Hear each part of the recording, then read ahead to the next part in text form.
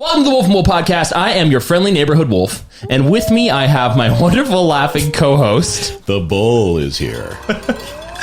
And boy, oh boy, do we have a wonderful, wonderful episode in store for you today. If you happen to be someone who is looking for a podcast that is full of captivating conversations, laughs, and a thought-provoking listen, if that's you, you have found the right podcast, and we're so happy to have you. Now, if you'd like to find more of our content, you can find our content on Instagram at The Wolf and Bull. It's going to pop up right there. And on YouTube, mostly every week, we are also on The Wolf and Bull there as well. So you can find our content online and all of our socials. I'll have them all listed out really nicely and succinctly, so it'll be great. Now, just a quick reminder for our listeners, this episode is brought to you by Americano Ammunition Coffee, serving true American patriots the means to defend their freedom one caffeinated caliber at a time. Make sure to visit their website, ammoandcoffee.com, and grab yourself a bag of coffee beans or visit their shop in Queen Creek, Arizona. If you mention the Wolf and Bull at the checkout, you get 25% off of your order. What's the math on that? That is excellent. It's 25% off. You mean for every 3 you buy, you get one free? That's incredible. Unbelievable. That's incredible. My elementary math skills. Phenomenal. Unbelievable. Yeah, absolutely phenomenal. Now, we have another incredible show in store for you today. We've done this like 5 times, so this is hopefully the perfect time to go through the introductions. Joining us in the studio today is one of the best people I know. He's intelligent. He is suave. He is a published author. He is one of my best friends, and he is my younger brother. Welcome to the Wolf and Bull podcast, Gabriel, a.k.a. G. Holiday. Hello. Hi. That's the perfect intro. That's awesome. Yes. Oh, we're good. We're good, man. How are you doing? I'm doing great. Very good. Very good. Yeah, this is the place to be right now. We're going to have an unbelievable conversation. No more laughter. No more laughter. No more. You guys out there missed it all. It was the wolf was falling to pieces. Mm-hmm. He had to crawl back into his wolf den. I did. Recollect himself. Yeah. He did well. A specific sandwich shop is haunting me right now. It is not sitting with me well, so I am struggling today. So without another sentence, should I jump into the monologue? Absolutely. Awesome. Let's nail it.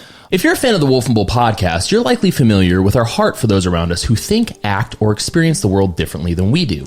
Just because someone sees the world differently than you might doesn't mean that their perception is inherently wrong. It just means that it's different. Unfortunately, we're at a time in American history when false virtue and egocentric perspective takes precedence over actually working to solve the problems that we face. Because of this, differences in experience or worldview often breed contempt, not because opinion is better or worse, but because it's currently popular opinion to think and identify with your tribe, rather than what may be morally or ethically right. This often leaves the groups of people that we profess to care so much about in the very same place that they were prior to when it was popular to fight for them. Earl Nightingale once said, "When you judge others, you do not define them, you define yourself." Coincidentally, this quote applies to all parties, not just those that we deem victims or those that we deem oppressors, because that quote is cross-applicable. It's observed that we tend to put people into boxes that we deem appropriate so that we can further our own agenda and against an enemy or for a group in need. Growing up with my brother exposed me early on to the strange cognitive dissonance that society seems to have for those that are different from the norm. Any attention seems to come from a place of overt sensitivity and or a savior complex, which, in my opinion, hurts more than it helps. That's why in this episode, we've brought my brother onto the show to discuss his writings, his position on this issue, and how he's overcome this strange social quandary that seems to plague American culture. I know we'll dive into this a little bit, but you talked about tribes. You talked about this collective activism. I often wonder when I see people that take certain positions, really strong positions, opposing others. Mm-hmm. Is it something that they see internally to their own self-image, or are they taking those positions often because of that tribe, because of that group, because of that, whether rightly or wrongly, they're trying to protect or be a part of something else. Mm-hmm. Sometimes I wonder about that, and this is not an indictment of how people view things, but it's a real pertinent question I have about individualism versus collectivism. Because I think that's what you're really saying here. I think a big portion of that monologue, even though I stumbled through it as I do every monologue. Fun fact, guys, I am not an expert yet. Yeah, I think a big part of what's happening right now in today's society is a strong desire to find some semblance of acceptance in a world that doesn't really support community right now, at least in the way that people are normally used to it, if that makes any logical sense. I think there's like a cognitive dissonance that definitely happens with individuals who take the side of those that they see to be marginalized, and then they tend to see anyone who seemingly looks like they objectify to their position as being the absolute enemy, and it doesn't really open the door for communication. You know, acceptance, though, and Gabe, I'd love to hear your input on this, because acceptance from, and I'm much older than both of you, of course. I know you can't tell by looking at me. That was a soft one. That was a soft one. That was good. Yeah, right? That was good. Yeah. Okay. But when I go back into my history, you always, and this goes back to something I said a second ago, I was always looking, as any human being would do, for acceptance into a larger crowd, but I was looking for them to accept me for who I am. And I'm not so sure that's the same outlook the younger generations have. Sometimes you're looking to be accepted as an individual, or more pointedly, as a group of individuals. Mm-hmm. I don't know if I'm articulating that correctly, but do you have an opinion on that? Well, I think at the core of everybody's desire is to feel accepted by the people around them and the cultural whole of the world. But I think there's also some peace in wanting to be accepted as a group, because a lot of us really find community to be something that's very important to us, especially when it comes to maybe our interests. Mm-hmm. Or our where we're from, or what we're a part of, essentially, and those things become very important to us. So it kind of can sometimes become a part of us, and some people may think that if you don't accept that, then they're not accepting you. Do you stack up being accepted as an individual first, or do you stack up the group that you affiliate with as needing the acceptance first? For me personally? Yes, for you personally. I know it's kind of an odd question, but I'm asking just to kind of extend that a little bit. I'm asking it because I look out into the especially in North America today, everybody tries to line up with particular, not even socioeconomic groups, but ideologies, pretty much. And it seems like they often put that ahead of themselves. And I'm not so sure if that's the correct thing to do. I feel like, from my point of view, you almost should be looking to be accepted, whether it's in a group or society as a whole, from your personal standpoint first. Mm-hmm. I don't know which you prioritize. For the longest time, even without, I think, knowing it, I more prioritized being accepted as myself rather than as my group, because there's many times where I haven't really felt a part of a group, for one, and I've kind of lost a sense of importance of being a part of a group because it just didn't mean much to me. And not that isn't important. Like, I am a part of groups, even if they don't want me and chase me out. But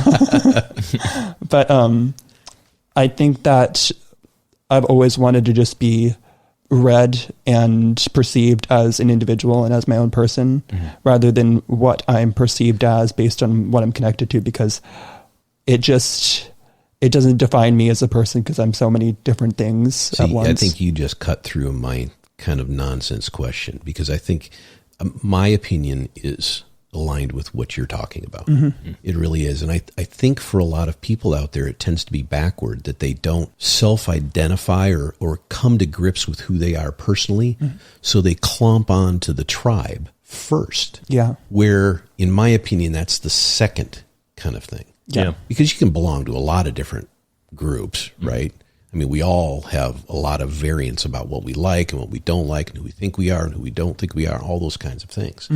But you have to be, it's the old simple adage you get every time you go on a plane: put your own mask on first. Yeah. In other words, figure out your own shit first before you do anything else. Yeah, and I think we're going to talk probably relatively deeply about that today. But before we jump into like the really nitty gritty, Gabe, I would love for you to provide our listeners and our viewers with some context, specifically about who you are and what your publications are about.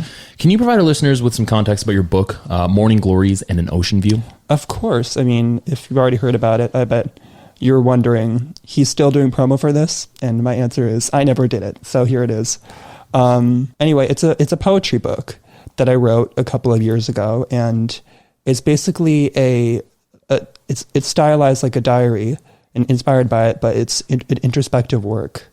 And it really plays on the things that would really worry you when you're just in bed at the middle of the night, and if you have any problems with people or anything that's bothered you for years, or just things that you're trying to work through, but you can't really work through them that easily. It's really like me trying to capture the mind of a person who is trying to overcome so many obstacles in their lives and do become whole, and sort of transition partly from a teenage mind and how teenagers deal with their feelings to an adult mind, and how adults how adults go through their feelings. Because at that time I was 21 going on 22, and that's a big step. I always say like the years of 17 to maybe the early 20s are like such big years, because such big changes happen every year. It's not like, it slowly happens over time. It's like bam, bam, bam, because, you become an adult, you get new responsibilities and new outlooks and everything, and develop more. Yeah. And I think that was a big theme in that, as well as maybe the stages of grief, because everybody goes through that, whether it be through losing somebody or through experiencing something that really hurt you. And it's just many things at once, especially. Yeah. But overall, it's just how we as people feel when we're not able to function in our everyday lives the way people think we should function. Now, did this feeling about this book, did it push you in the direction of wanting to pursue poetry as a form of expression? Or was there something else going on in your life that kind of drew you to that form of writing? I wasn't exactly like a poetry freak at the time. In fact, I was more into writing lyrics, and this is more of like a lyrically inspired book. At the time, I didn't really study every facet of poetry, which bothers me now. It's not really the fact that it bothers me that I could improve it more. It's more that I'm just a person that likes to know everything about something that I'm doing and really immerse myself in it before I do it. But this sort of book was done with two things in mind. When I do a work, I usually like to connect to something that is really important to me. Like my first book, it was a YA fiction novel, and it was fantasy. And one of my favorite parts of literature ever since I was a child was fantasy books and fantasy movies and everything like that. So that's one thing. And then this one was inspired by how I love the lyrical works and music, and how beautiful it is that you can encapsulate so many feelings in a few words in poetry. And it's not that I had no base in poetry at all. Of course, I had high school literature like Edgar Allan Poe and everything. Yeah, it was just me trying to speak in a way that resonated with me at the time. Very good. Very nice. Now, when it comes to your creative process, is there a specific habitual pattern that you go through when it comes to, writing, be it poetry or fantasy fiction or fantasy fiction? What am I saying? Fantasy writing or any other writing that you're pursuing? Is there a specific process that you have to get the juices flowing? Not really. It's usually when I have like a strike of inspiration at a random time, where something really like hits me and really resonates with me. Be it like a concept, or if I'm like outside and I see something that really like hits me, I'm like, wow, that's cool. Or just thinking of something that's really poetic. Or a lot of the time something that happens with me is when I'm talking to somebody, I'll accidentally say something that I really like and that I really think captures a theme that I'm resonating with.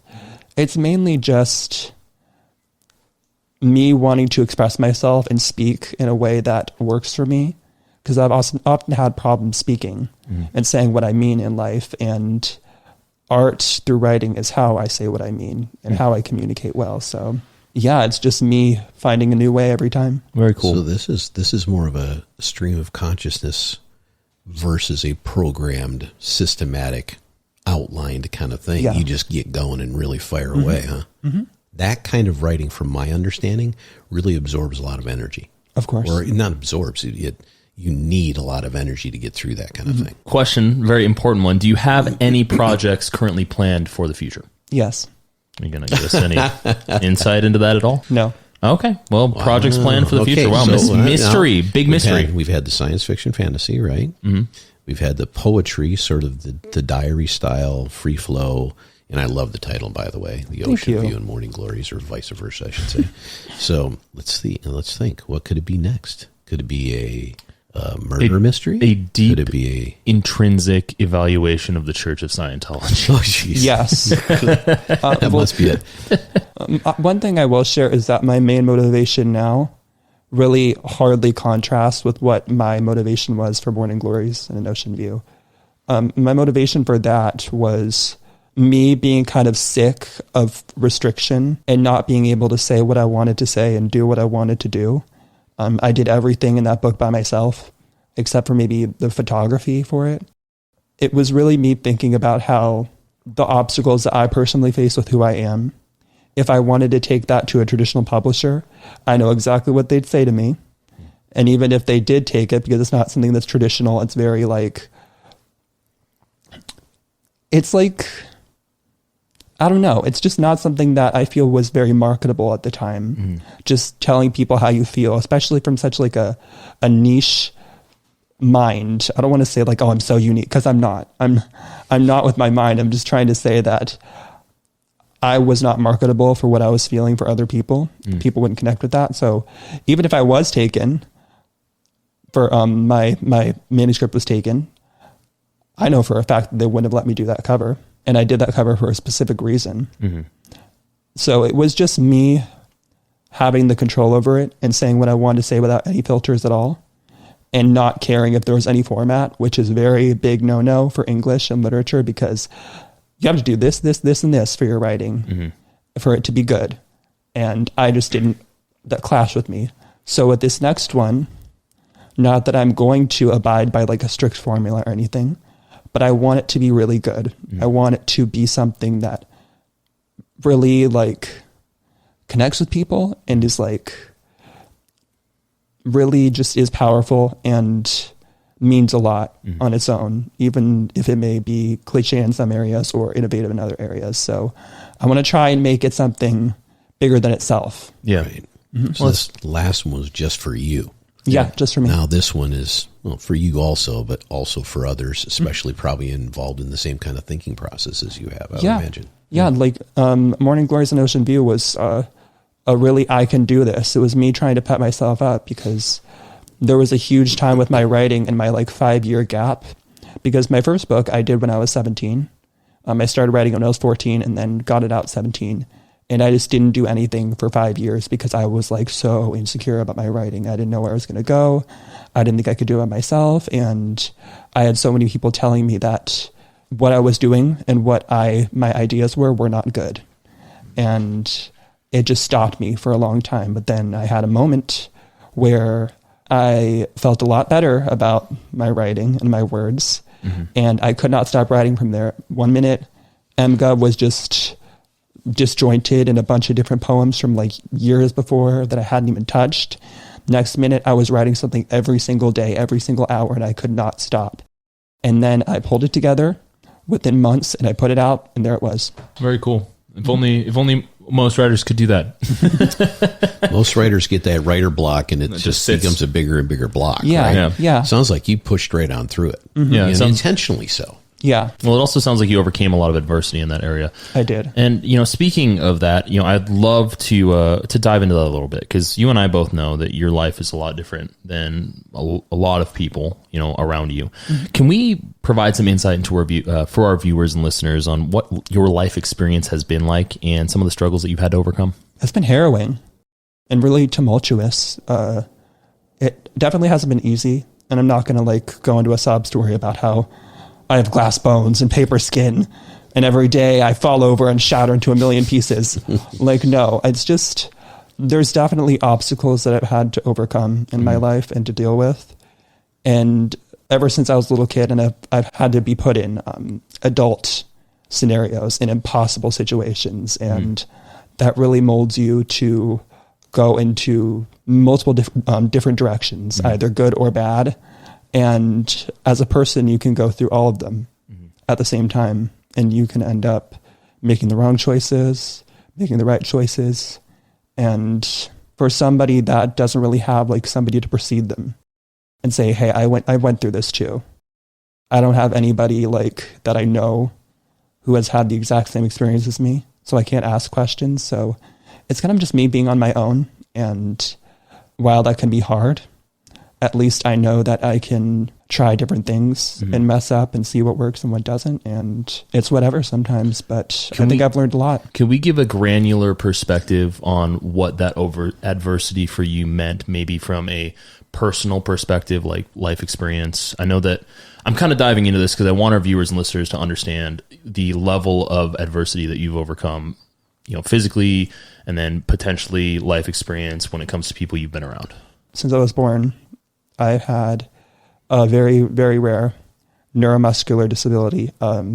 It basically means that all my muscles in my body are affected and I have weakness. It was just, we didn't even know what I had for sure until I was 15. And it makes me get tired when I walk long distances.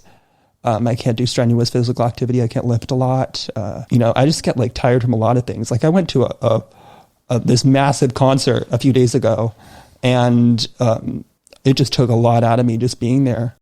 And it's just being tired all the time, and it sucks, and it affects everything. It affects my lungs, my heart, everything, and it's not fun. Is this like a tangential form of dystrophy of some kind? Yeah, it's a part of the muscular dystrophy it's the family. Of, yeah. There's so many. It affects like a specific gene, and it's just really complicated, and the name is complicated too. And it's just whenever anybody asks, I'm just like, I don't know, dude. Neither do I know. But that means a lot because it put a lot of obstacles in my way growing up. Like when I was just a toddler, I was really floppy and I had developmental delays like by a short little bit. And at one point, I didn't have documentation of this. I found it. Mom kept it all. I had doctors who didn't know my actual diagnosis yet, but they were saying that I may not be able to walk without a walker or any assistive devices. Well, I was just crawling and rolling around and stuff. And of course I didn't understand that as a child. I like to think that I did, but the days later, I ended up just standing up and walking on my own. I just heard a lot of you can't do this and you can't do that physically. And I've ended up proving it wrong. Like I've done, pretty strenuous things and overcome what I deal with when I want to. It really messes with you because when you hear that you can't all the time, you really limit yourself because you don't think you can do a lot of the things you might want to do, so you don't even consider them.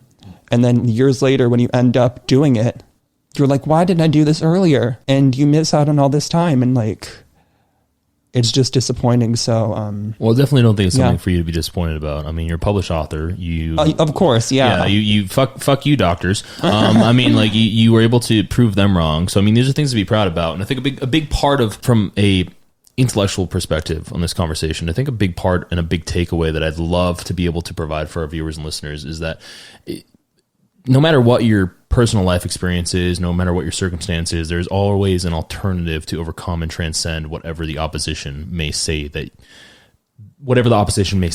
you can't, if that makes sense. Well, interestingly, already in this conversation, you've brought up a number of things that keep reminding me of the fact that we all have choice.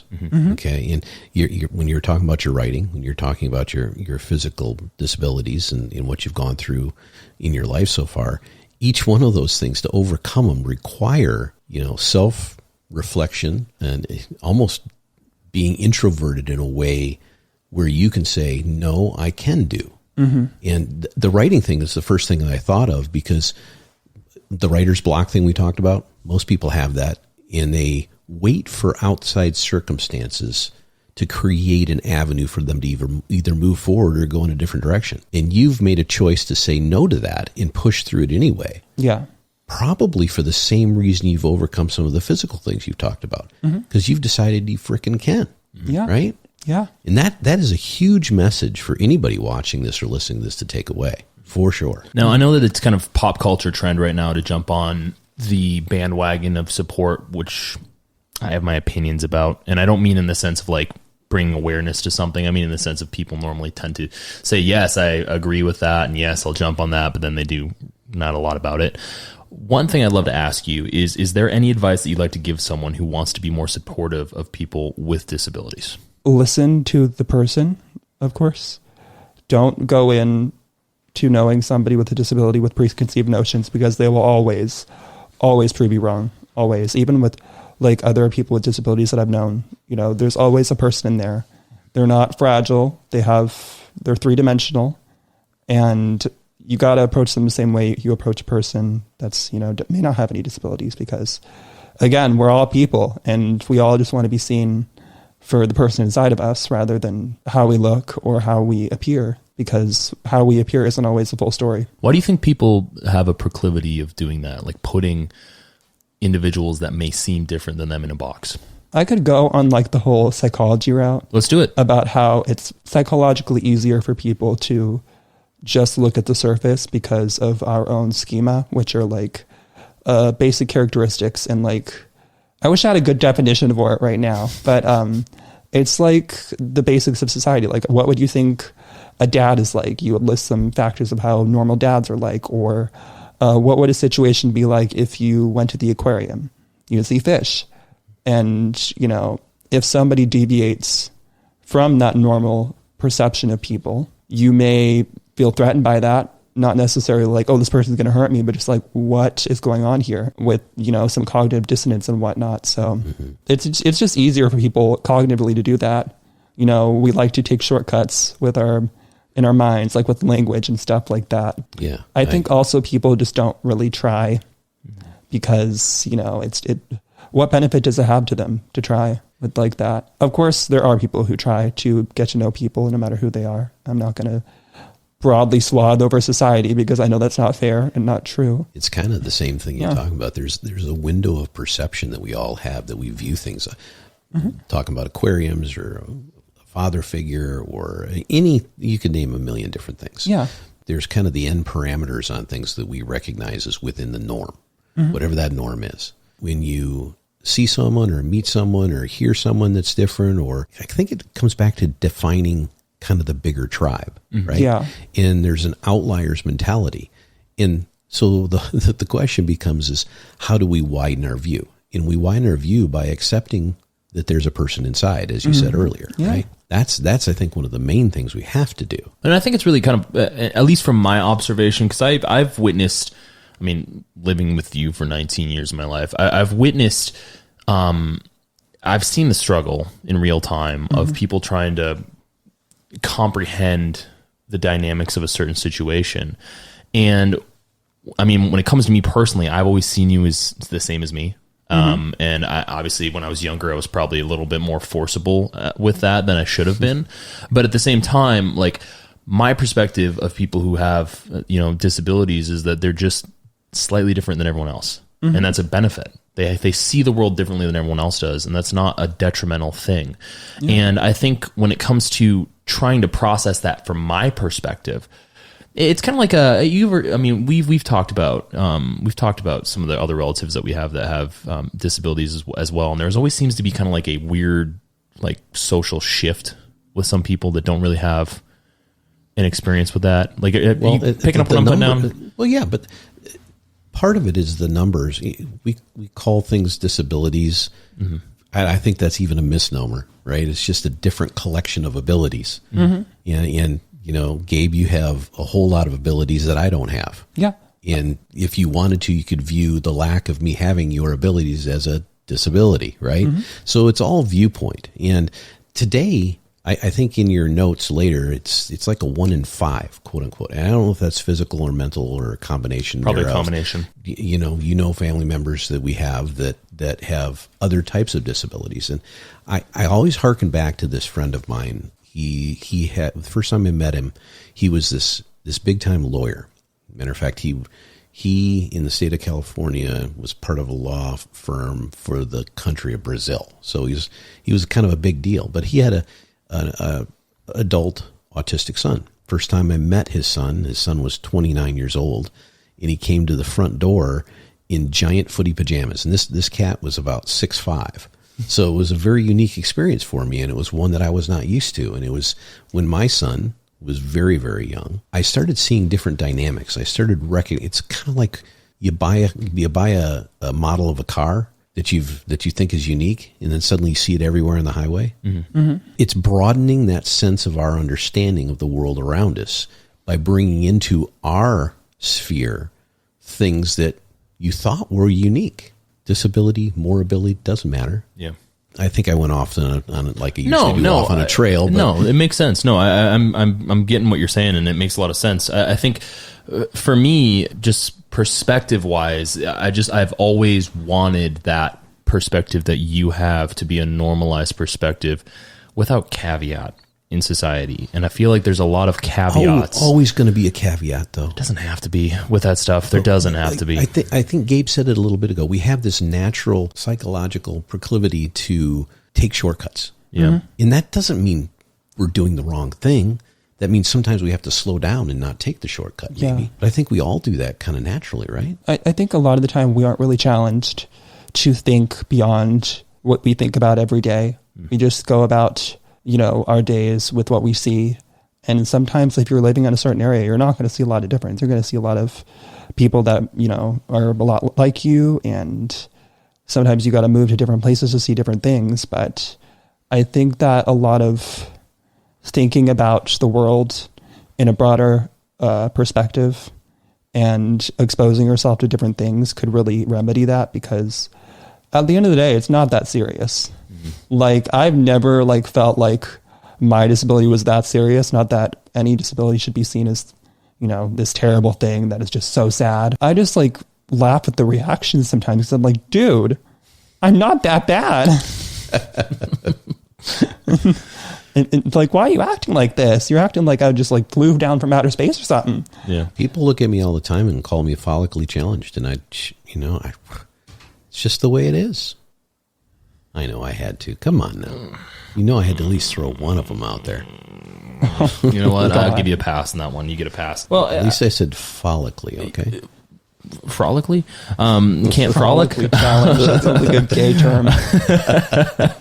So when it comes to your own interactions with people your age or younger, do you have any stories that you could utilize to maybe paint for those of us who haven't had exposure or experiences that would allow them to conceptualize differences in society? Of course, but I want to pretext this with one thing that I also paid attention to with my book was that I know that there's this trend of oversharing and being oh, I've gone through all this and it's so sad. And I promise I'm not trying to do that. I just want to enlighten everybody about what experiences I would have to go through in my life to just, add to the conversation and really just show from a different perspective, because it's not as easy as just switching into somebody's mind. Of course we have empathy, but a lot of the time we're trapped inside our own heads and you can't really guess what somebody else is thinking, and you got to hear it from them to maybe guess. So yeah, I'll share, definitely. As a kid, I didn't really pay attention much to it. I was just a kid being a kid. It didn't really present itself as an issue at all until maybe I was in second grade. I remember the only problem that I had was mom and dad would come into my classroom every year and just spill all my stuff to the classmates and just tell them everything about me, which I understand they were trying to do to protect me, but they would tell my limitations to the classmates, just don't be rough with me, be careful and stuff. And because kids don't think about that, they need to be told. But it was just kind of embarrassing, because you just want to, fit in, especially at that age, and just have fun and play. But when I was in second grade, I remember the first time I was ever pointed out for being different from other people just by somebody. And it was just in passing conversation. And it was just so weird and bizarre. I can't really explain how it felt. But it only snowballed from there. I found that if I had time with people, they would, end up getting along fine with me. I would make a lot of friends and I would know a lot of people and I would be fine and I would function just like anybody else. But when you're in a family that moves 5 times a year, I'm not kidding. I went to 7 different kindergarten schools. Can relate. Yeah, it's good God. But yeah, I had to go through that several different times and just like, be alone for longer periods of time and not understood until I would have to fight my way into the crowd and get them to like me. So, kind of segueing off of that, is there anything that you wish society understood better about your experience? I honestly wish my experience could be used as how to talk to people. Because, like, the way I've just had people talk to me sometimes is just bizarre. They lose all tact and decorum. And, I'll just be sitting and minding my business. And then I'll just have some random lady come up to me. This happened to me when I was in, like, my first year of college. I was just sitting in the cafeteria and this lady came up to me and was like, "You are so brave. You are so unique and awesome." And I was just like, what the hell, lady, in my mind? But, you're kind of trained. Well, I was trained at least to be nice. Yeah. People, I was like, oh, thanks. I get that people have good intentions. Yeah. I get that people just want to be nice and to really show that you're something special, but sometimes it doesn't come across, especially, when you're at points where you don't feel your best and you don't feel like it's working. Like a lot of the time in my life, I've had moments where I'm just like, this isn't working. I'm failing at fitting in. It's like trying so hard. It's like you're this, it's like you are something from outer space trying to fit in and like, how can I fit in? How can I overtake the government? Glebe glorb. Yeah, you and I would always do that. After school, we'd get together and we'd, contrive ways to fit in with the humans. It's like the middle-aged cop that has to go undercover in high school. Yeah. Hey, kids. 21 Jump Street. Uh-huh. Yeah. Or that meme of Steve Buscemi. Are you Channing Tatum? Are you no, Channing? no, I'm Steve Buscemi. You're okay. You're not Channing Tatum. I'm Steve Buscemi. Okay. I'm always Steve Buscemi. Okay. Well, I guess the reason I want to know a little bit more about this is because I really think that talking about this particular topic, at least from the perspective of, I guess, normality, exposes people to the nonsense that to the lady who said my brother was so brave for existing. You're brave for saying that. Seriously. Mm-hmm. I mean, it's hard to paint that back to someone when it's hard to say something like explain that back to someone when they don't understand how silly they come off. Yeah. And especially this other time at the same period of my life, I just had this guy come up to me. He was obsessed with me for weeks after that. He came up to me from this other table and told me that his friend said something about me to my face. And I was like, I didn't hear anything. I was all the way across the room. How did you deduce the fact that I heard it? And it just ends up as somebody inadvertently insulting you. And they just expect you to be like, okay, great. Thank you for telling me that. Days after, the guy was trying to be nice to me. And you could tell it was a patronizing, there was these patronizing, oh my God.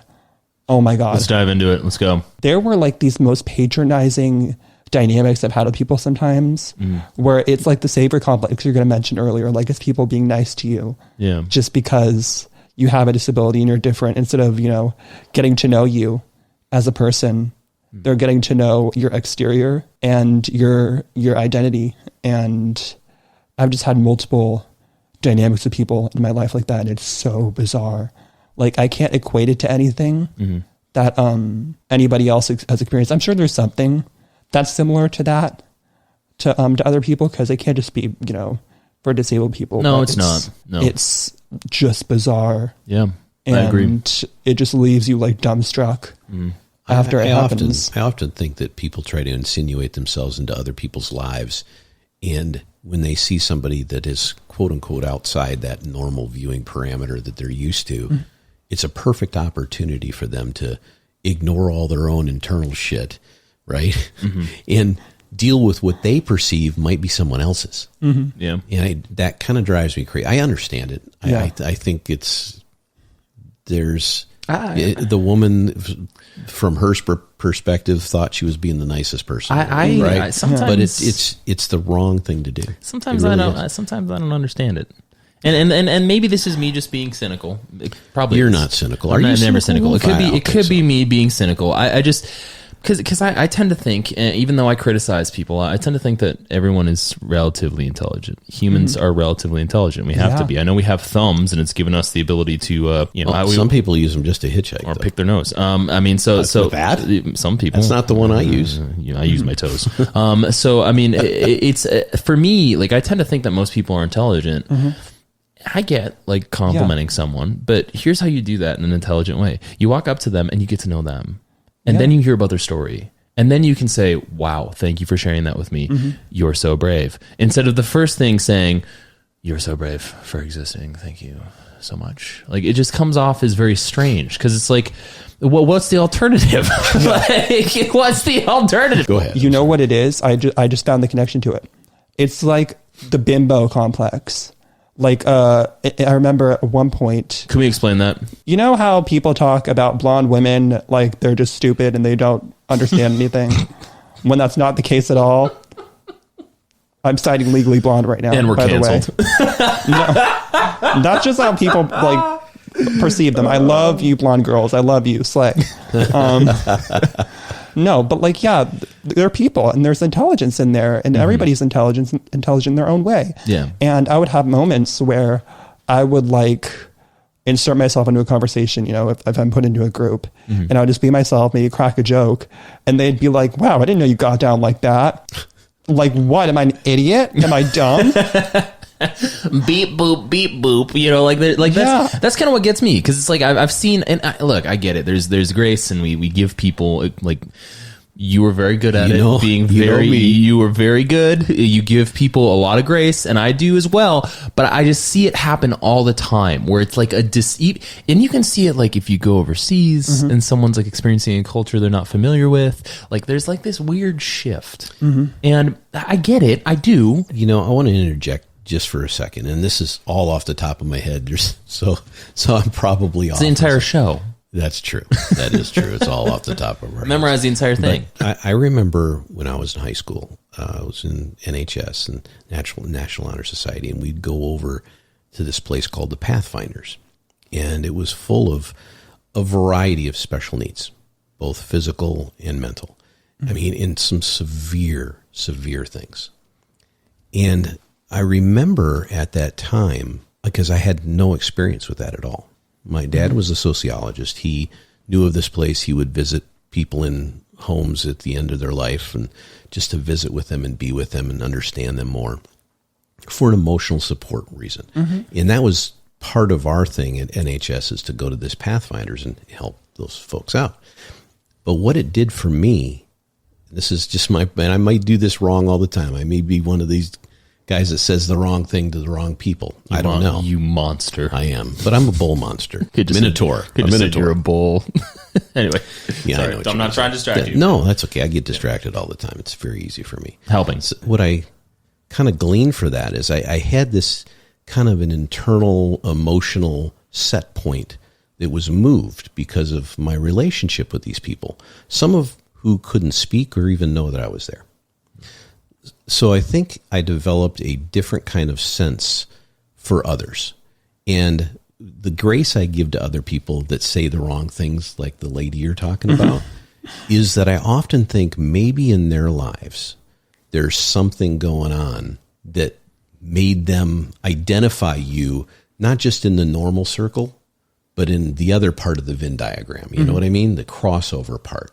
So they want to emote to you for some reason, maybe to unburden themselves, or maybe they think it's somehow helping you. I think it's a mistaken thing to do, but I guess what I'm saying is I kind of understand it in a way. I don't know. Again, savior complex. Yeah. No, you're admitting to everyone that you I'm not trying to save anybody. I'm joking. That would be a further extension. That would be an outward, going beyond just emoting or trying to it's like speaking on behalf of someone who you think doesn't have the capability of speaking. Yeah. If you want instead to go up and not just say what that lady said, but try to grab you, take you under her wing and put you in some category, that's a whole different thing. That's the savior complex. I just imagine like her showing up big, you're so brave, and then kidnapping you, bring you on stage and be like, He's so brave. And this is why I'm great. Like, that's what I kind of feel like it kind of trends into. That's where it goes over the top. And you see that in society as a whole in a whole lot of different ways. Yeah. I think it was definitely like from the position of trying to make herself feel good. Like, I'm such a good person. I just went up to a disabled person or somebody that looks different and just, said that because I wasn't just like disabled me. I was doing a whole lot of things with my physical appearance. I was bleach blonde. I was wearing a full face of makeup every day to school. I was just wearing like clothes. I don't even know how to explain it, but I wasn't like Elton John or anything. I promise. You were styling. I'm not that gay. I promise. Gabe, I'm just joking. I'm sorry. I'm just joking. We canceled twice. Hey, I have cancel away. Blonde jokes. Not that gay. Listen, what's next? I have been dragged through the mud socially. I get to take some hits sure, too. Fine. Okay. Elton's called the Rocket Man for a reason. Oh and that's my! You can't. No. What? Stop. What? Stop. I'm stopping this train. This rocket train. But wait. I need to tell you something. I just remembered something about the guy that came up to me to tell me his friend said something rude about me. I was in a class with him. Like first day of a class, and he was just there, and like he announced to the class in front of me, because I think by the way I was looking, I think he thought I was a social justice warrior or something. And he was like, I promise I'm open-minded, and let me qualify. I understand that I have privilege. And I know that other people in this room are different, and it's just something like that. It was like a fever dream, and he dropped out of the class the next day. I'm surprised everybody didn't just look at him and go, what? Well, I guess that's what I'm getting at. Because, look, whatever ally means today is not what I was taught it meant when I was a kid. Okay, so when I looked at a situation, whether it was with you or when my mom, she worked. I believe she's still in wound care, right? Yeah. So she's worked in wound care for 20 plus years. And when I was younger, I would go and spend time with some of the patients that she had, some of whom were not doing well, right? So I saw kind of, in addition to you being my brother, I also saw people in kind of the worst possible state they could be in. And I got exposed to these alternative ways of viewing people. And when I see stuff like that today, it's like when I hear someone talk about like how there is, it's like when I hear someone talk about like other countries when they have never been out of the country. Mm-hmm. You kind of see through it. You can kind of be like, okay, like no, not everyone is a criminal in like some, like you get like not everything is completely falling apart somewhere. Like you get what I'm saying? Like there's this like weird perspective and like maybe prism shift that doesn't happen with a lot of people. Mm-hmm. And so when I hear something like that, I'm like, if I had been sitting there, he's lucky I wasn't sitting there, because I'd be like, what are you doing? Like what? What do you? Gets to the pearly gates. God opens the gates and is like, Billy, because you said that in that one class in women's studies or psychology, intro to psych, you are absolved of all of your sins. I don't see that as doing that. I see it more as offensive.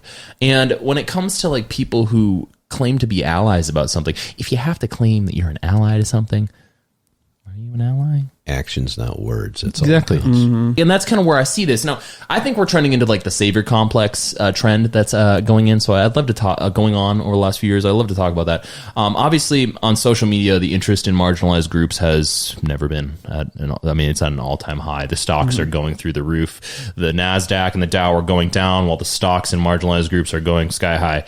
People seem eager to proclaim that they are in support of any initiative that will present themselves in a positive light. Mm-hmm. What do you think about this virtue signaling type behavior, and what's your opinion on its effects when it comes to disadvantaged groups? I think it's a slippery slope, honestly, because, there's this whole philosophical thing. I think a good descriptor of this is if you've seen the TV show The Good Place, where there's this whole thing where you're doing something good to get brownie points and to feel like you're a good person and to feel like you're on the right track, rather than just doing something because you want to do it, rather than just doing something because you know it's right and because it's inherently the right thing to do, and to actually be a good person, because, I think a lot of it is driven by fear of getting in trouble and doing the wrong thing, because I know that people don't want to be prejudiced. I know they don't want to be, ableist, sexist, racist, homophobic. I know they don't want to be those things. I mean, some people obviously do. Some people do. Some of them really want to. You can't stop, apparently. But I think the majority of people don't. Yeah. And I know earlier we were talking about the fact that I think things get so awkward like that, like the situations that I explained before, because we don't talk about this stuff often. Like, I didn't even know ableism was a word until I was like maybe 19 or 20. Yeah. And I'm literally the person that it affects, because people just don't talk about it. There was this whole culture of never talking about the hard stuff for the longest time. And it's definitely made its imprint on our culture, and it's having its negative effects. And there's, again, like, I guess I could compare it to how I didn't have any precedents for the things that I experienced in my life. How exactly can you always make the right choices and say the right things and do the right things when you don't exactly have a map? Because not everybody is innovative. Not everybody, I'm not going to say that not everybody's innovative, because that's not true. I think people are innovative in their own ways, but not everybody can find their way to the first step. And I know there is precedence in some way with civil rights and being socially progressive, because we've had like maybe 100 years or so of fighting for people's equality and being treated equally with other people. But, it doesn't always apply, because the times change. We don't have laws that restrict people as much as we did back then. Of course, they still exist. I'm not going to say that they don't, because that's not true, but times are changing always. And if you're not having conversations that equally keep up with those times changing, how are you going to keep up with them? How do you think that we as a society can tread the line between conversation and accusation? I know it's a hard one. Sorry, I said I would bring the hard questions. That was a hard one. Honestly, I think it would be like trying to talk more about it. And I think that in order for us to talk more about it, we need to listen. We need to listen to the things that we don't want to hear. I know a big thing in the country right now is silencing things that we don't want to hear, because they may feel threatening and scary. And again, there is this fear of getting in trouble because you don't say the right thing, or you mess up, or, it's sort of morphed from wanting to have accountability for how people treat you wrongly when you're a minority, because you don't really get it ever. You don't really get it. And as much as people want it, sometimes it's not as simple as just, cussing someone out or exposing them. It doesn't really address the problem as it should. And I think everybody, I can't speak for everybody, but myself just wants to see a more just society where people treat each other with more justice and kindness and, grace. So you think it's probably more of a cross spectrum discussion, as opposed to saying, because here's the thing. Here's what I want to make sure, because I agree with you. I agree with you in that area. I think that people tend to need, when it comes to some of these discussions, an antagonist of some sort. And what I find when I have discussions with people is that any semblance of criticism of how one thing is going in a certain direction is immediately slapped down with a high level of vitriol. So basically what I'm taking from what you're saying is that there needs to be an open discussion on all ends. Yeah. Open audience, listening to all sides. Yeah, I think, of course, it needs to start with listening. Because, again, if you don't have any basis at all for this stuff, you're not going to know what you're talking about. You need to hear it from the people that go through it. You need to just let them talk, because there's nothing worse than being spoken over or people assuming what you feel and assuming that you're okay when that's not the truth at all. And a lot of backing that it needs to have is people understanding that not everybody's going to be right. We're all going to be wrong at some point. And it's not me like attacking like people for wanting accountability for people from saying something wrong. It's okay to say, hey, that wasn't cool. You need to, admit that it wasn't cool or whatnot. It's people that may mess up that need to admit that they're wrong, because I think something that will really, really do well for society is people having humility and having, integrity and saying, hey, I was wrong and I want to know more. And instead of just saying something to get it out of the way or saying something to get people off your back, I think that we need a lot more just transparency and being real people and just being authentic, because I don't think authenticity is a big theme in society right now. Yeah. I think people find value in hiding and, just not being blunt with people. Not blunt, but like being Genuine. Yeah. No, I agree. I think so. My perspective has always been that when you segment society with different terms and different identities and different views, you tend to separate people into groups that are lobbying for power. And how I've always seen it, so we can bring up the term ableism, you're further segmenting someone with that designation. I understand that it's meant to defend a group. Let that group defend itself. Yeah. Because I've always, and here's the thing, I get it. Sometimes people can't. Not everyone can.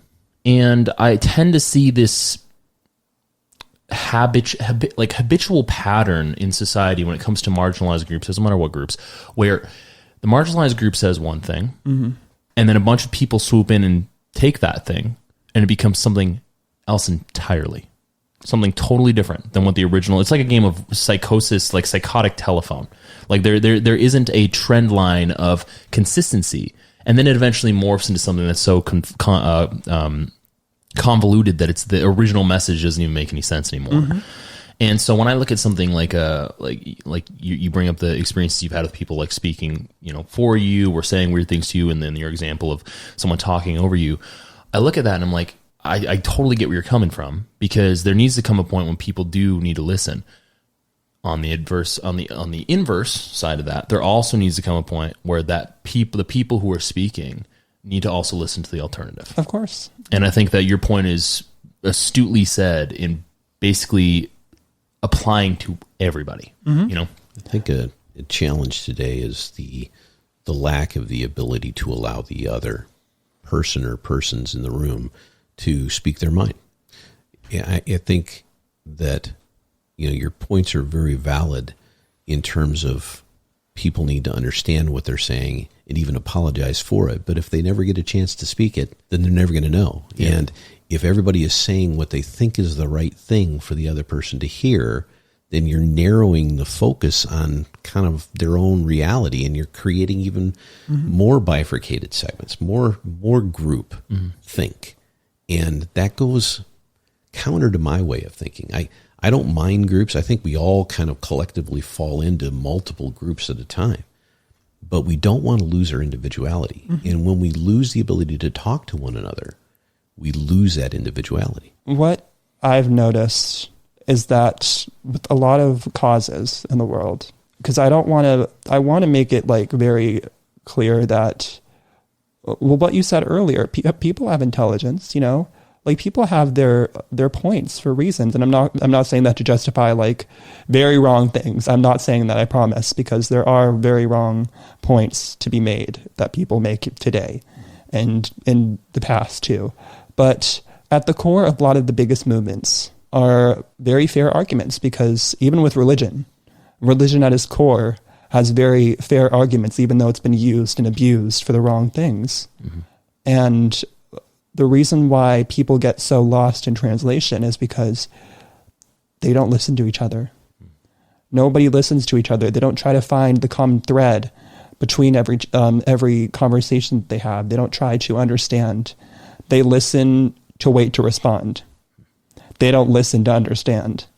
And I think the group thing kind of makes that harder because, again, people want to be on the right side. People want to do the right thing.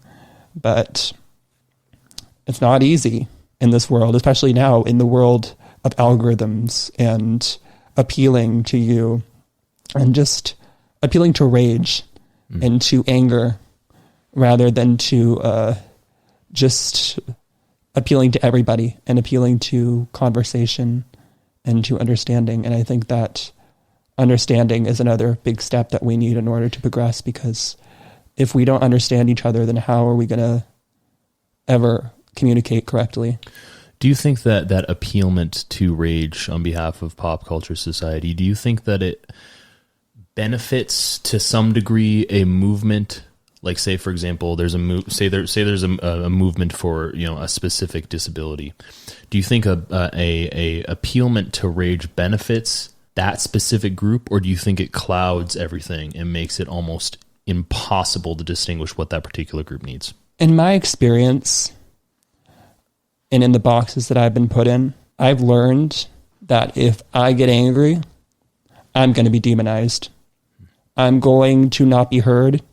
I'm going to be the villain a lot easier than somebody that may not have a disability and who may just be a regular guy in the street or whatnot, because I'm only perceived as innocent and the victim, and never ever more than that. And the minute I deviate from that, especially with anger, I will not be heard, I will not be understood, and I will not be respected.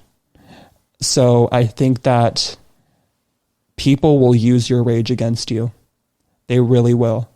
And if there's just this conglomerate of people that are angry, they're just,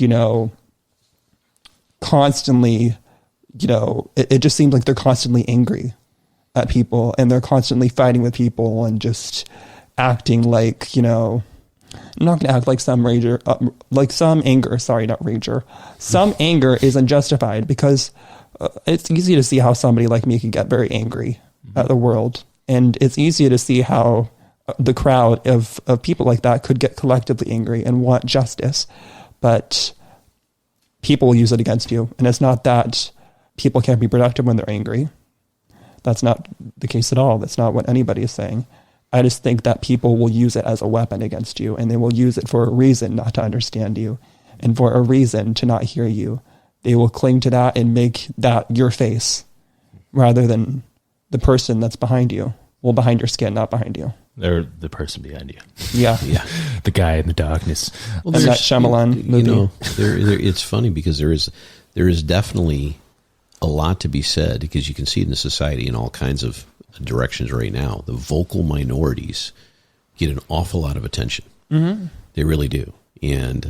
But what ends up happening is it will create have a certain number of people or groups coalesce around that attention. The quote unquote angry fringes, because you get that social media attention, it maybe mainstream media attention, even doing something like that. But you also create a harder line between you and probably the people you're trying to make understand what you're going through, right? Mm-hmm. The challenge has always been, you can take a more subtle approach, a logical approach, to try to bring people to a recognition of what you're about, or why they should be looking at you or your group in whatever way you're trying to determine. But is it as effective? That's the whole juggling act. When my kids were young, I used to talk to them all the time about, know your audience. When you're talking, know your audience. What I really should have really told them is, while you're required to do things, schooling, for instance, when you're required to do things, know what your teacher wants you to say. Mm-hmm. Now you can be a rebel. There's plenty of us that have been that way. I was not. Maybe you guys were. I don't know. But my whole point was, if your goal is to graduate, if your goal is to move on to the next level of your life, then know your audience. Now, to your point earlier, when you were talking about your writing styles going from age 17 to 22, between those two, one was you were trying to transform between a not adult to an adult, and all the responsibilities and understandings and developing a worldview that has changed.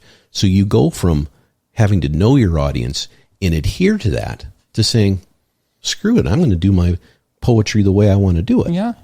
And I think that's something that people need to identify and look at and understand the difference between those two things. It's just really important to, of course, know your audience, because it's always important to appeal to people if you really want them to hear you, because people like it when you appeal to them. They like it when they can connect to you, and they like it when they can see themselves in you. But also say what you want from your heart, and say it with grace, and say it just with complete sincerity, because people want sincerity from people. I know that we do have a culture of lack of authenticity, but at people's core, they want something real, either in a partner or in a friendship or just in an experience. They want that real, no matter how much they pretend like they don't. And I think if you can offer that to people, then that can be a way of them wanting to understand you. Do you think that with social media's propensity to almost create these cultural movements around specific marginalized groups, do you think that that initially creates a pseudo real experience for the people that feel as if they're represented? And then as time goes on, do you feel that that stays like genuine, or do you think it kind of fades out as more opportunity to become more impactful socially becomes readily available for those movements? I just think it can just easily erupt into chaos, because I remember, I am a part of the LGBTQ community. I remember, a time where being a part of that community was wrong. You can't say that out loud. You can't. I mean, there was literal don't ask, don't tell laws out by our own government at one point. And luckily, before I turned 18, I was federally allowed to marry everywhere in the country. Those were great things that happened. Those were great for people. Those were good for everybody. There was a big, incline in acceptance and openness for people and wanting to hear from them. And while it's great that there's more exposure for people, in the wrong hands, it can cause a whole lot of chaos, because guess what? Now, I think a lot of people, especially younger than me, don't remember that before. They, can take advantage of the fact that they can be who they are out in the open. And even I have, because I was born in a sweet spot. Like, I could just do whatever I wanted at just a sweet spot of time. But, I know people older than me that remember what it was like not 23 years ago. I mean, I think people were still getting, killed for being gay in the 90s, like late 90s, around when I was born. I think people don't really appreciate that. And so it can spit out of control with, people kind of being too aggressive about it. And then it gives, like I said, with the aggression thing, it gives fuel to people who don't want to understand you. It fuels their fire because they're threatened and scared. And if you give them just enough fuel, the tides will start to turn. And we're kind of seeing that right now. We're kind of seeing the seeds of that right now. And it's not fun, and it's sad. Well, I think the unfortunate part about it too, because the biggest thing I can relate it to is like the BLM movement in 2020. A bunch of people jumped on the bandwagon. A bunch of people got really mad, and then communities were destroyed. And people who lived in those communities didn't see any semblance, as far as I can tell, of change. It was just a loud explosion into the essence of nothing that is the universe. And granted, it also came out later that the founders were also scam artists. But with that being said, I think the problem that I keep seeing, because BLM is not just exclusive to itself. I think the same thing in a lot of ways is happening as a third-party observer to the LGBTQ community. And I don't mean it in the sense that good things aren't happening, because I agree with you. I think that was a very good thing. I think, frankly, my understanding has always been, is just let people, for the most part, as long as it's not a hugely terrible thing oppressing other people. If there's legality in the way of certain things, it just doesn't make a whole lot of sense. Federal government should not have control to determine who we marry, unless, of course, there is that hugely moral argument that seems to be getting pushed at envelope-wise when it comes to children. With that being said, though, my biggest thing is it seems to be a common theme amongst cultural movements today where there'll be a spark of something that's relatively good, and then, as I said before, people swoop right in, they take the reins, and that spark of individuals who thought they had a good idea trust those people to do it, and then it just spirals out of control. And I think our discussions always kind of hinge around being able to keep things in a moderate medium. Yeah. Right? Things pendulum, though. They always do. And I think your point is correct, that almost anything can be moved from a semblance of reason to a chaotic state almost at the drop of a hat. We've watched that, especially over the last couple of years, in a number of different ways. The challenge is always the same. How do you keep things within a reasonable parameter? I think everybody should be able to argue pros and cons about almost any subject you want to talk about. It doesn't matter. It really doesn't to me. And I'm one of those people that can see all these different sides. And then I start, moving, as I often talk about, course correcting my worldview based on taking in all that information. The problem is if the information becomes slanted, or some information is kept away, like we see today, that's when I have a problem, because it reminds me of when I grew up, before social media, before, when there used to be people walking around door to door trying to sell Encyclopedia Britannica. Can you imagine that anymore today? And so you guys were talking about the word ableist. I didn't hear that till just a few years ago myself. And it wasn't because I wouldn't have understood it. It's not because nobody would have talked about it. It's because the information flow had no speed to it whatsoever.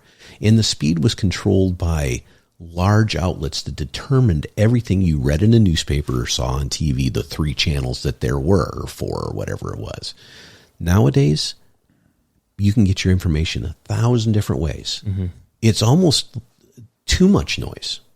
It's a cacophony of information. Well, and I think the cacophony of information, because I agree with that point, because it is almost astonishing, because there's going to come a certain point where, and we've discussed this before as well, where technology is going to hit that singularity and no one's going to be able to keep up. And I feel like it's gotten to that point with information where people I don't know about you. So it's information then ideas. Yeah. So it's in that structure. Well, right? And then technology. So once we get those 3 behemoths of the three horsemen of the end times.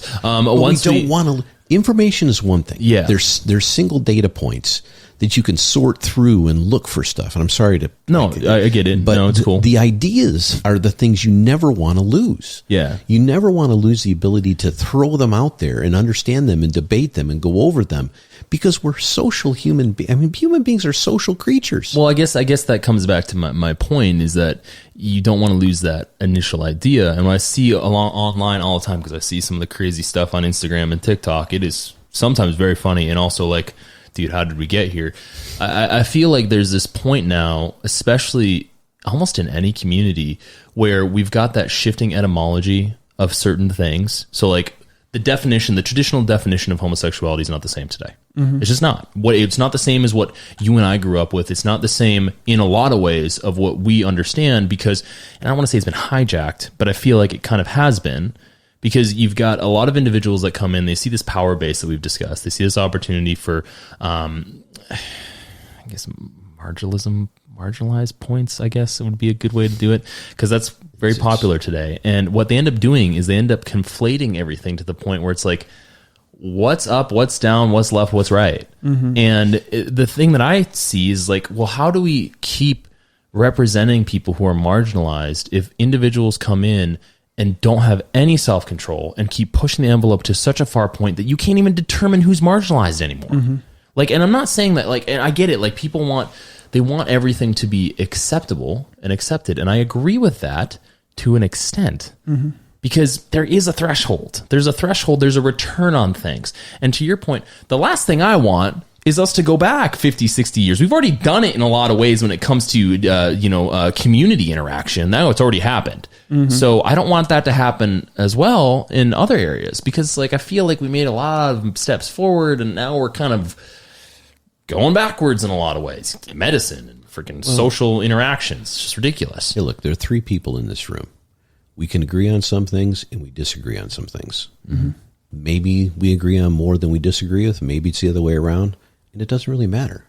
All 3 of us are very fond of each other, right? I hope. I hope I'm not speaking out of turn. I hope you guys like me. Why aren't you including the guy behind us all? The 4th guy. The 4th guy? Well, you mentioned the fourth while wall. We're talking about things behind us, what about the knife behind me? Yeah, there you go. Right. Jeez. But that whole, but there's such a difference between acceptance and agreement. Yeah. Okay. There are a ton of people and a ton of things out in the world that I totally accept as part of our world, and it's part of my worldview. It doesn't mean I agree with it all. And I'm sure there are tons of things that you or anybody else would disagree with me on.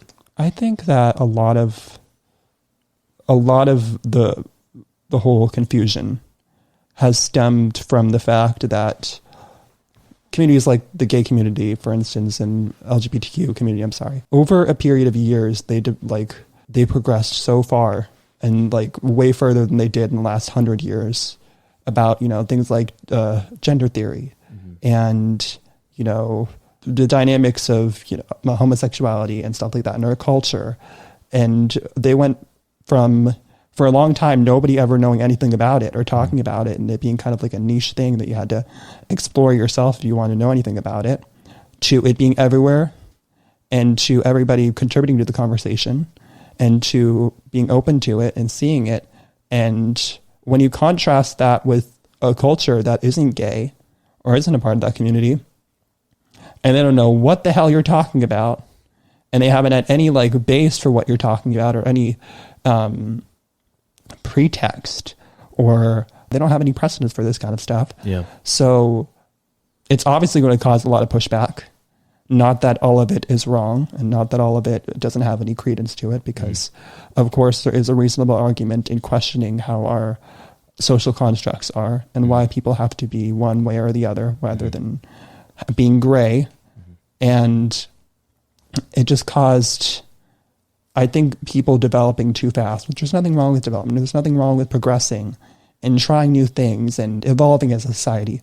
But I think paired with technology and how fast things move with technology, I think that the fast movement caused some of this pushback, because if you don't give people time, like people had time with being gay, people had a lot of time with coming to terms with that. It took them 50 years Long of enough, talking yeah. about it. If they don't have that time to like get normalized with it and say, hey, this is normal. Why are we arguing about this so much? Why do we care? And if you don't have that, then that can result in problems. Well, I think the disconnect that I see with a lot of this is there's not a whole ton of oversight. And what I mean by that is not that people need to be told that they're wrong, but that there is a point in time where if we're discussing any particular subject, be it science, math, there are limits to the discussion. As cognitively, we can't understand certain things, and abstractly, there are certain things that kind of discount the discussion. It's contradictory. So the way I look at it is, because there's no oversight, specifically with the technology and everyone being able to contribute, it's almost as if, and you can correct me if I'm wrong, it's almost as if the argument that LGBTQ is professing over the last few years is almost self-cannibalizing itself. Do you feel that at all? Because I'm seeing it in a lot of ways, in that you got someone like, we talk about traditional homosexuality. You're born a certain way. You have an attraction to a certain individual. You want to live a certain life. Now the common thread is that's no longer the case, because anyone can choose to be anything at any given time in any given place. How does that community, and this is just your opinion, you don't have to speak on behalf of anyone, but how do you wrestle with that contradiction personally? I just do what I want. Yeah. And I think that I say this a lot, but I think that quite a lot of the discourse, that I know this is going to kind of counteract with some of the argument I've been making, but quite a lot of the discourse is a red herring and is kind of blown out of proportion because of how algorithms work. If you see something that is going to get a lot of interaction, whether good or bad, it can be used to generalize people, and it can be used to generalize a situation. I know for a fact that a lot of people in my community don't believe everything that's out there that people think that the LGBTQ community believes. Like, I know for sure that most gay people and most people in the LGBTQ community don't want to hurt children. I know that that's not true, even if people may be trying to push that narrative. I mean, I know there may be some people that, of course, there's people who prey on children. Yeah. Those exist. I think that a lot of the problem does come from sort of generalizing people and generalizing situations based on what you see online. I remember when I was a kid, your generation probably got it too. Don't believe everything you read on the internet. That was drilled into our heads. Like, internet safety was drilled in our heads. Don't tell anybody anything about you. And now it's kind of faded away. Yeah. And I think a lot of maybe people from past generations that didn't have that education kind of fall prey to that, and people from younger generations too. Because I don't think that applies anymore, because I just see kids on TikTok who tell you where they are and who take tours of their houses and show them outside of where they are and just share so much. And as much as people can make wrong points, and I'm not saying anything is right or wrong. I'm not specifying my beliefs in this statement. It's just really complicated for people, both in the LGBTQ community and outside of it. Your life is also exposed today. I don't know where the segment where we would draw that, and it changes all the time from generation to generation. But I was talking to a buddy of mine the other day, and I mean, I can probably find a handful of Polaroids that we were all in when I was a kid. You know, I mean, truly, I know that sounds odd, but that was norm. Yeah. I often tell people that some of the challenges, I was going to say, you're not, neither of you are kids. You're both adults, but you're of two different generations, really. But I don't know, I'm not sure how I would have survived with the onslaught of information that's coming at you. And it's not even that. I love information. It's the requirement to expose yourself to everything out there, because that's what everybody's doing. They're mentally, going, not physically, mentally, not physically. Yes, that's like one of my jokes. Come on now. Dude, you had to let me have at least one. That was pretty good. No, I agree. And that's kind of like the quandary that I find myself in, because I keep up with this stuff. You know, you and I talk all the time. And the biggest thing I see is like, we can talk about the identification that people now have of self-identifying as having a disability. Isn't that case in point the very issue that further contributes to the dissolving of a community that should be represented in society? Because if you have a group of people that come in and don't have any diagnosis, don't have any medical understanding, they just self-identify as something, that's erasing people and whatever benefit and whatever support they would have had in society just by doing that. It just totally gets rid of the argument. And I get it. I get that there's a dynamic there, and I'm not trying to discount people. I just think that it would be foolish for anyone to believe someone for their word. I always think that that's foolish. And I don't mean in the sense you need to be like, okay, Sherlock Holmes, and you put on a hat and smoke a cigar. You don't need to do that. I just mean that there tends to be this knee-jerk reaction that some people have of just believing things at face value. And we've talked about this before. That's kind of the way I grew up. You take things at face value first, and then you extract more information, and your opinion might change, negatively or positively. And that's why the Freedom of Information Act exists and Patriot Act happened, and that's exactly why Edward Snowden and Julian Assange are totally ostracized by our country. And now we're really because I believe officially, face value. Yes. It's all the boomers' fault. No, it always. I knew you wouldn't be able to get through an entire episode without blaming the boomers. I've gone through some. Yeah, this is the first one. I'm just kidding. It's not. Maybe this means we need to take on Facebook. Yeah, right. Exactly. Well, yeah. I think it's interesting just to think about that, right? Because I think over time, specifically in the next 5 years, we're gonna see some interesting things. And I mean it in the sense of like a social perspective. I'm not doom and glooming, even though there is that argument as well. Just from a social perspective, I think there's going to be some interesting things. There's going to be some interesting steps forward, and I think there's going to be some interesting steps backwards. And I think from this conversation, the best thing that we can maybe gather or garner from each other is that open dialogue that you suggested. And for anyone listening and viewing, I think that's probably the best encouragement that we can give anyone. Even if you feel that frustration, that anger, it is always good to at least be open to listening. And yeah, that's my and piece. To research. You don't have to wait for people to tell you these things. You can look up sources from online and just learn about history and about how people have come to where they are from where they were.